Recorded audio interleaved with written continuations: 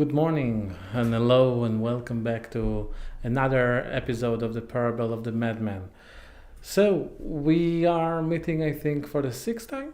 We spoke a lot about the basic of our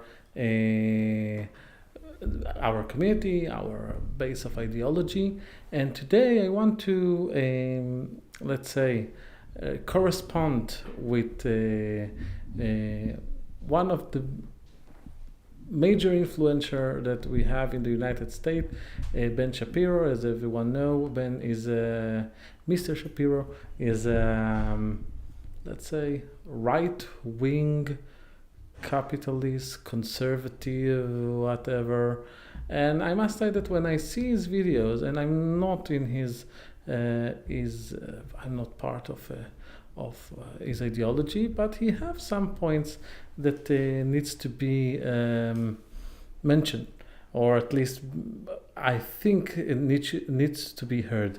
One of the major issue that Mr. Shapiro is speaking about in the past few years is the gender identity question.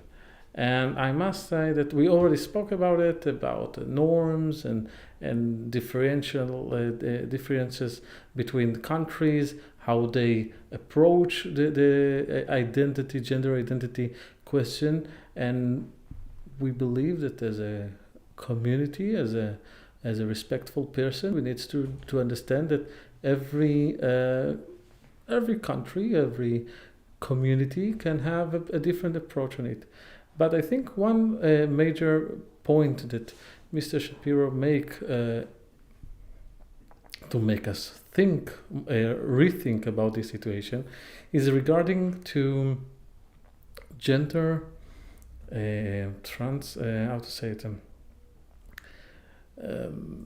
change gender transfer in a young age. And I think it's a question that we all need to think about it.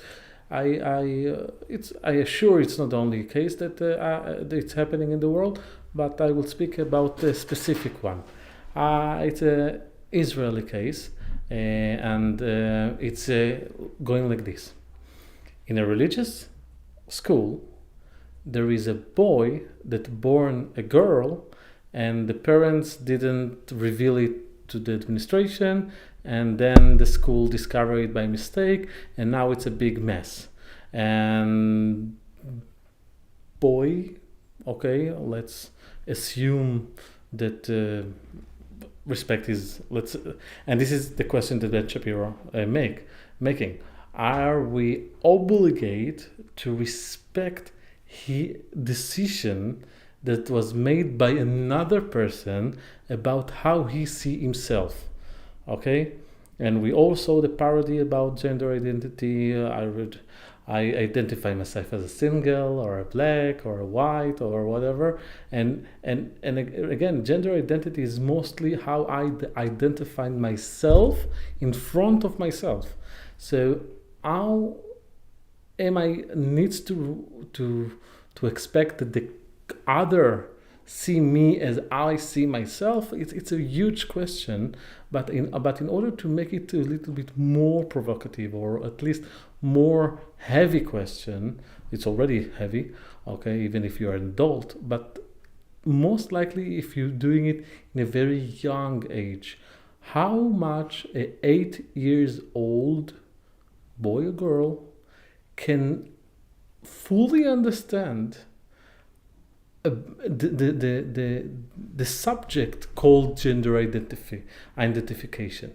Okay, we as an adults have huge problem to see all those colors or the gray area in this. As adults, we have difficulties. So to expect a child to say to himself, "Oh, okay, listen, I discovered I have gender dysphoria. But I not only have gender dysphoria, I want to change my gender according to how I see myself."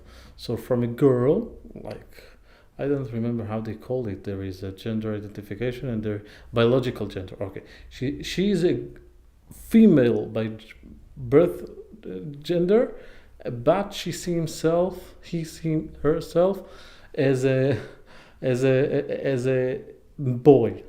Okay, so this is one subject. Okay, 8 years old can fully aware of the consequences of this question. This one question. The other one, making a permanent or making changes in this age is legal or moral, or I don't know. We will speak again. I'm as you already know me. I don't like to. I'm not the one that's saying this and this and that's it. I'm not the one that cutting to the bottom line. I like to speak about things in order for us to see different angles of the issue, in order for us to make a decision that's based on thinking and not impulse. Okay, so we already have two questions. The third one is the one regarding that they hide it in a religious school. I don't know why parents register a trans boy or girl to religious school, okay, and then again expecting from the school again it's a weird situation, and then saying as liberals to say to the other, oh my God, you're so homophobic, transphobic, or whatever, and it's a heavy issue. You cannot solve it with those words. Oh, you're transphobic, that's it, you are evil, and I don't want to speak anymore about the subject. But we need to speak about it because it's a heavy question. It's have not only consequences of the child himself, it has consequences us as a society. So let's start from the first one. We all know, at least this is the basic in every modern country, that beneath the age of 16, I think, you are not, or 18, depends on the countries, you are not responsible for criminal actions, okay? Because, and it's funny that I speak about it because I spoke about this subject in another place, because we all know in order to commit a criminal act, you need two components, okay? Two things to happen in the same time. Once, it's called mens rea, okay, the intention to make a crime, and the other one is to make the crime, okay? So we assuming that minors are not responsible criminally because they don't have the intention part, okay? They don't intend to break the law, okay? So in the criminal field, we say beneath an age of that and that, they are not, doesn't have the attention, doesn't have the ability to think thoroughly about the actions that they are making, okay? In the other part, we're saying sexually, okay? Sexually, minors, okay, are less active. I don't speak about puberty, okay? It's a different thing, but they are mostly less active, so they less know themselves sexually. So we see that in different fields, we say that minors cannot make fully grown-up decisions, okay? And remember, in the end of the day, even if someone make a criminal act, it's not the end of the world. He get punished and return to society as a new member, but in this gender identification, we see that the liberals and the progressives are much more giving space to say, okay, you're a child, you identified again. Remember that gender identification is how I see myself. So you're telling a child you are fully grown up to say to me, to the society, to the environment, that you decide that you see yourself as a boy or a girl, okay? And we expect to accept it, okay? And without a questioning, because if we question, we are transphobic or homophobic, and no one can suspect me to be homophobic, okay? It will be hating myself. But I do think we need to think about it, to ask, are we really giving a child this much kind of freedom to say, okay, you identified yourself as a that or that, and we will accept it? It's a question that I tend to say, why not leave it as it is? Okay, at least until puberty, okay, to say to the child, no problem, you feel like a girl, but you're a boy that feel like a girl, okay? Or you're a girl that feel like a boy. Let's move with it. Maybe it change, maybe it won't, but we will give him a space, but a smaller space, not the one that we cannot reverse, and say you are the biological gender who feel feel the different, doesn't, and we have a name for it. It's okay. By the way, we don't need to be in this era. We don't need to be ashamed of mental disorders. Okay, we know today that it's mostly and strongly correlated with DNA, okay, genetics. We don't choose to be schizophrenic or bipolar or whatever, okay? This is the same about gender dysphoria. We can say, okay, we are, as we say, you have gender dysphoria. We will explain again. Whoever going to say, I'm not going to explain a child gender dysphoria, but you're giving the child the freedom to say if he's a girl or boy, this is okay and this is not. You cannot choose. Either this child has the full capacity to make full grown-up decision, or we say he's not mature enough. So if he's not mature enough, we can at least explain him what is gender dysphoria, and tell him we will check it during time. Maybe it changed, maybe it not. I do accept that I don't know what is the full name. Transgenders are a thing. Okay, there are people that wrong it doesn't correlate with the genetics, how they feel and what is their biological gender. It's okay to make a transform. Okay. But not in such because, for example, I give my own example. I always love to make my own examples. As you all know, I'm gay.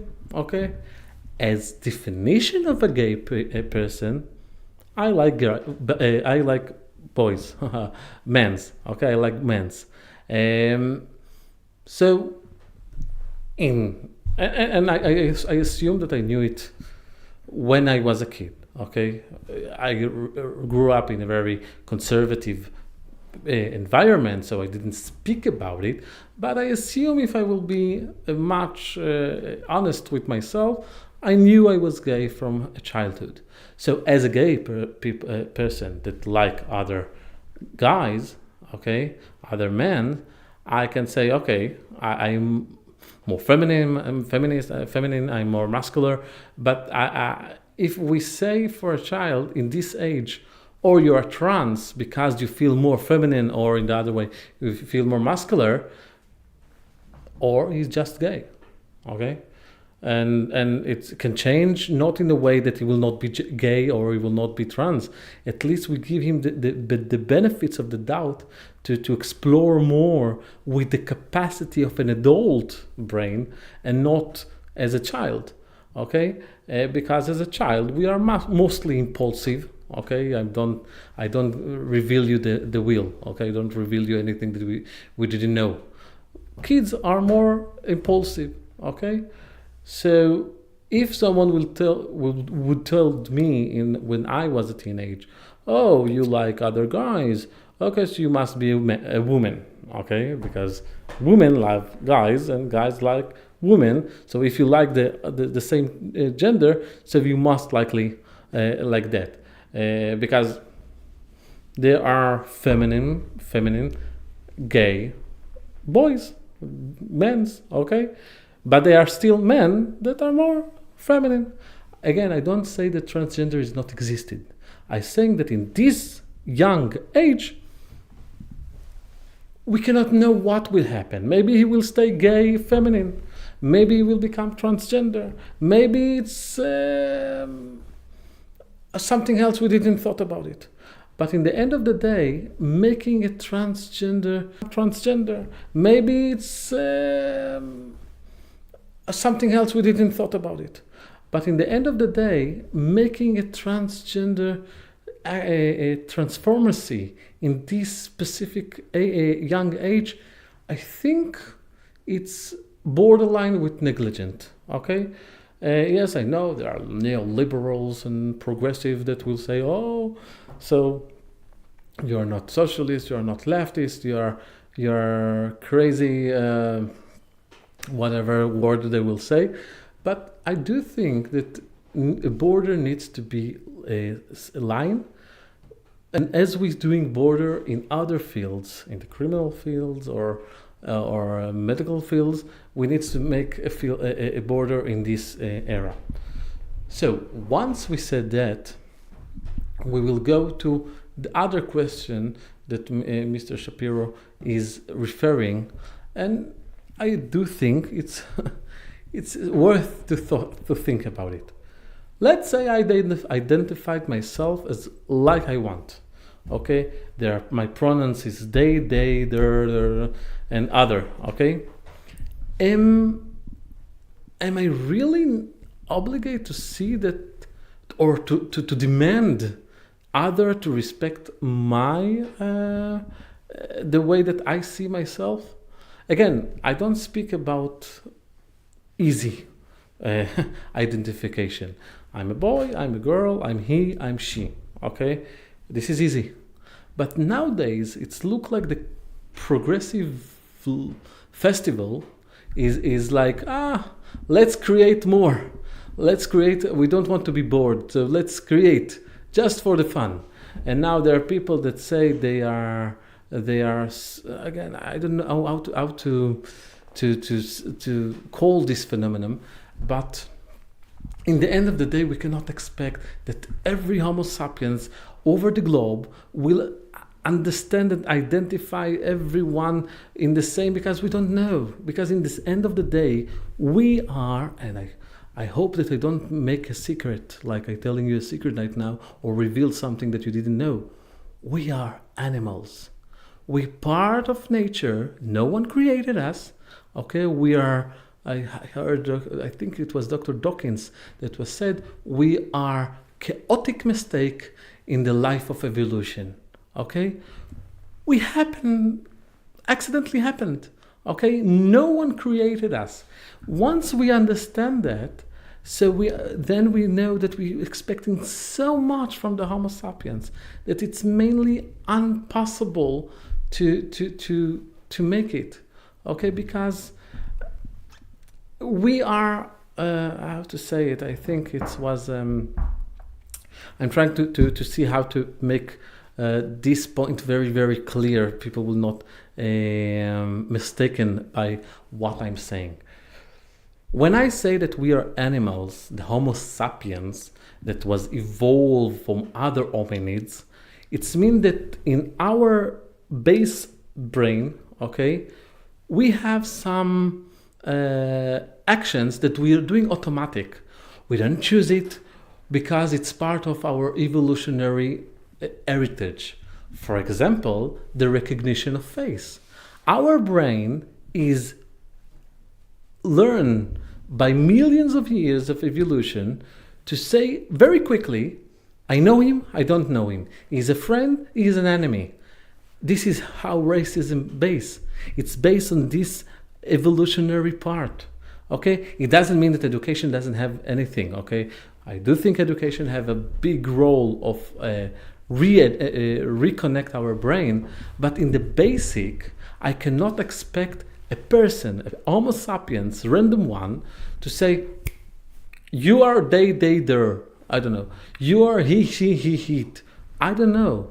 Okay, I cannot even expect someone will understand it immediately, because our brain doing a first impression, I think is studies show first impression is less than 1 second.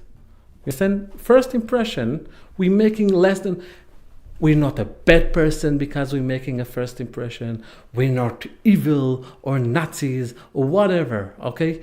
We are Homo sapiens. We build our brain by millions of years, making our first impression very fast because nature. You don't have time to sit on a cup of espresso in the middle of New York or Tel Aviv and ask the person, oh, how do you identify yourself? We are not there. Maybe in another million years of evolution, maybe we'll know how to gender identification very, very fast. And because people are offended when I say, hi, how are?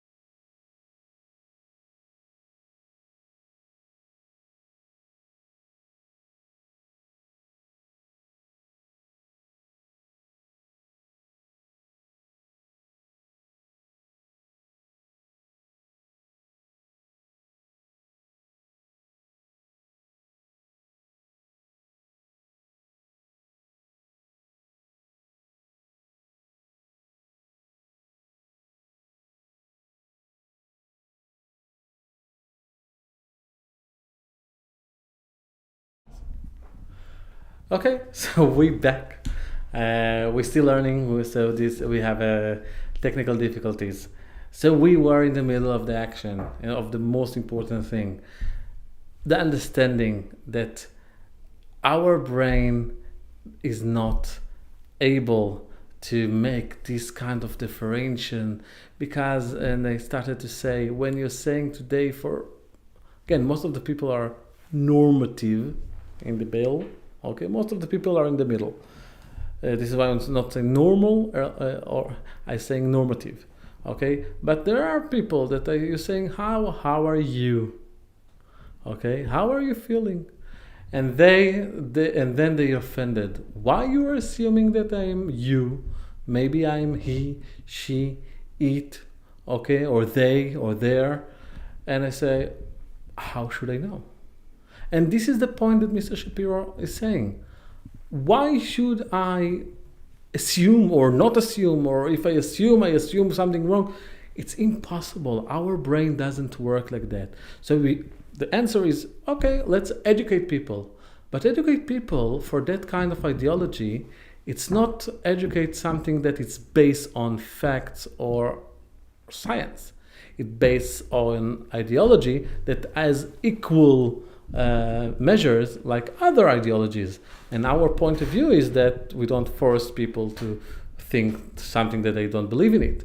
Okay? So I always say it's a balance between our progressive thought to, yes, we can Imagine a flying pig on a rainbow. We can imagine it, but in reality, in physics, it doesn't exist. Okay, we can imagine that I feel that I'm they, okay, or I am him or his, or I can feel it, okay.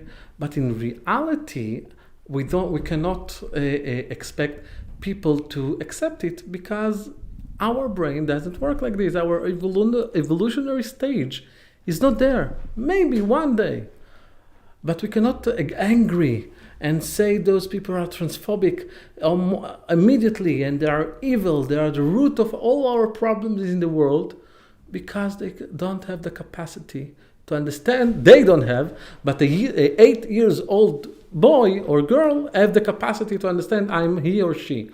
Okay, so I think at least to agree regarding minors, okay, we should speak to them and describe their situation with professionals, if it's psychologist or socialist, social workers, whatever, okay? And to see how it will develop. Because we understand there is diversity in sexuality or identity, so we don't need to give, because in other fields we don't give that much of freedom. That leads me to the subject that we wrote in the title. Bureaucracy is the way for us, for the country, as a safety net. Okay, why? Exactly because of that. We known as Homo sapiens, and yes, I know people doesn't like me to remind them always that we are mistake. We are the child that no one wanted or expected. Okay, we happened. Okay, because we happened, we have so much. Sorry for the word, fuck in our system, that we are not perfect. We are far of being perfect.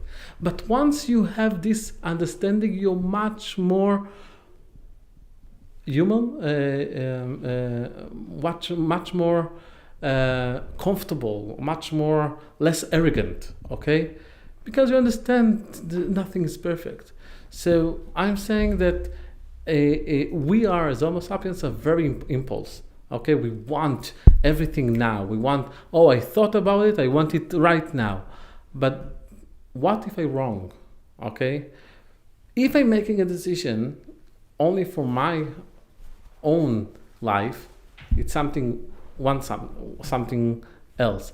But if I'm doing a decision that have an impact on other people's life, it's much more serious. So bureaucracy, what she's doing, she told you, okay, you want to do something, great. Let's wait, or not wait, let's think about it. Let's write it down. Once you write it down as application, you are rethink about it. Okay, maybe I'm right, maybe I'm wrong. No, I'm right, I want to proceed with it. Okay, no problem, let's take this application and move it to the other person. And the other person, other rank, will say, okay, he will read your thought to say, you want that and that. It's interesting.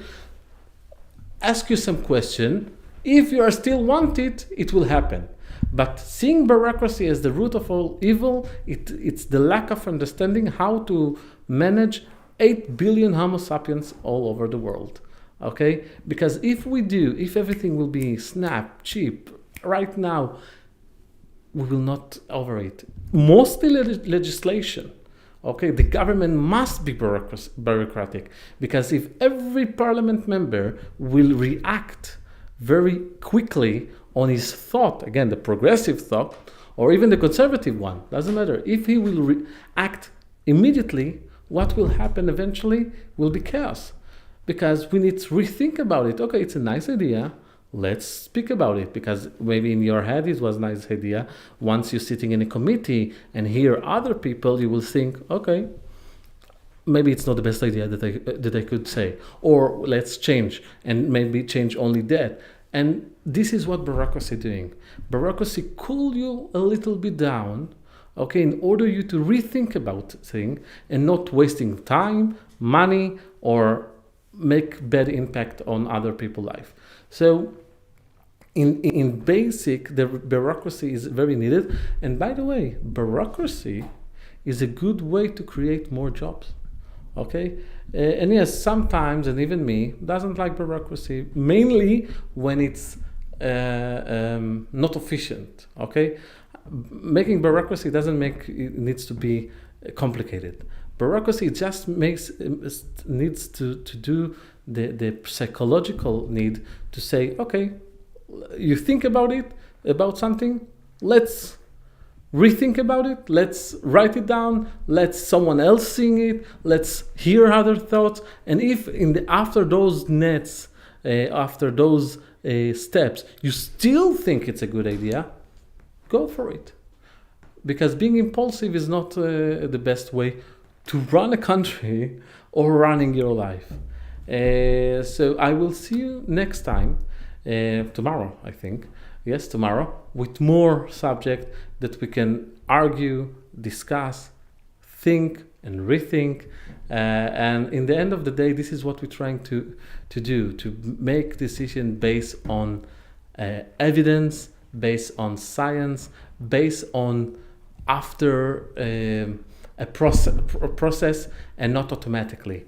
I just want to remind everyone that we still have our competition.